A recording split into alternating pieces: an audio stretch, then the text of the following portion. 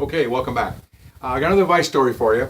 Not a dicey one yet. I got some just peripheral stuff, I'll call it.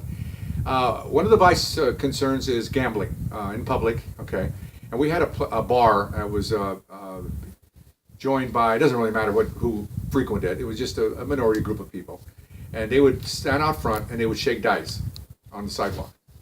And of course, we get a complaint because other bars complain about, how come they can do it and we can't? And that's really strange how that works. That's the way it works.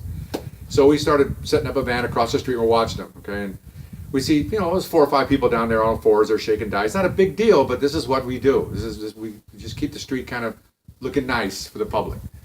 So we thought we'd set up a plan. A partner and I would get out. We'd walk up, 4 or 5 guys standing there shaking dice, and we just kind of cap the ends, give a signal to our supervisor, and he would have black and whites come in, and we'd detain everybody, and then we would decide who's involved and who isn't. Because you always have a lot of people standing around. We don't want to put innocent people in jail. We want the ones that actually are doing it in jail. So we get out, we're walking around, and I'm on one side of the sidewalk, he's on the other side of the sidewalk. We look at each other, give each other nods, signals, give the signal. Black and whites are around the corner waiting, because we knew we were going to make an arrest, no matter when.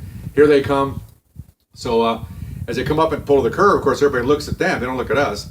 And a couple of them start to, Lord, don't fail me now. They want to get out of there because they know they're guilty. So when that happens, we had capped the sidewalk. My partner's over here, I'm over here. So, I pull out my badge and my gun, and I say, all right, freeze, police, nobody move, and I'm yelling. And then I step to the right, so I'm, good position in case something's going to happen. Well, they planted trees along the sidewalk, parkway. Well, where they're at, there was no tree, just a hole about that deep. And people outside, they probably not allowed in the bar to go in there, so they pee in this hole.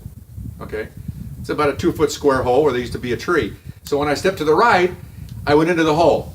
Okay, now I'm wearing sandals, remember the old tire tread sandals, huaraches, the ones from Tijuana, with black socks. So I step in the hole, and I've got urine all the way up to half my calf. Okay, so at first I thought, I stepped in the gutter. Then I looked down and I realized that the smell hit me. Then my foot is in urine. Okay, and I'm like, oh my gosh. So then my supervisor gets out and says, I just stepped in urine. They go, what? I said, I'm getting out of here. What? I'm going to the hospital. So I, like a dummy, I jump in the car and I'm left foot driving because I'm trying to keep my right foot away from the carpeting, but it's too late. So I'm driving down to the hospital. I get to the hospital emergency room. I walk in, I identify myself, and the nurse said, what do you want? I said, I just stepped in urine. This deep in urine. I'm all excited. They're kind of like they should be. They're calm, no problem. We'll get a bucket. Well, hurry up. I'm going to die. I'm going to get syphilis, gonorrhea, the clap. I'm going to get everything. Just calm down, officer. So they bring a big bucket with that black solution, whatever they call it. And I stuck my foot in there, and I'm just sitting there. It's like I'm thinking, again, I'm not a doctor or nurse. I'm thinking, are they going to do anything? Well, now I think back now, they are doing something. Okay, so anyway, so I'm soaking for about 10 minutes. And then the doctor comes in. He asks what happened. I told him. He just kind of chuckled. Now I'm calmed down. I go, yeah, it happened. He goes, yeah. Well, let's see your foot. So I put the foot up. The nurse got me up there, put the foot on the table, and he's going through what a grisly job he had. He's cleaning it off, and he's looking through all the toes, checking the nails, checking the foot. And I'm looking at him, like, oh, what's going to happen? He goes, well, the good news is you got no open sores. You got no athlete's foot. I said, and there is no bad news. You're not going to get, he said, the nurse said you worry about catching something. I said, well, yeah, you got a mixture of who knows what in there.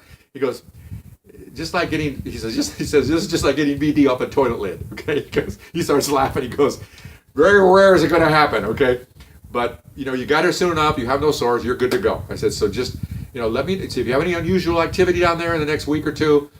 Make sure you wash it every day. When you get back tonight, you might want to wash it in the locker room just to keep it. We'll give you some salve, but it really nothing we can do. I mean, the skin protects you unless you have cuts, and you don't have any cuts. You're okay. So I limped out of there because I threw that shoe away, the sock. So I've got one shoe and no shoe. So I'm walking like an old pirate, I'm walking out and get in my car and I go back, and then I got back to the car and I ammoniated out the carpeting to get the smell out of the carpet because I got urine in the carpet, but it worked out okay.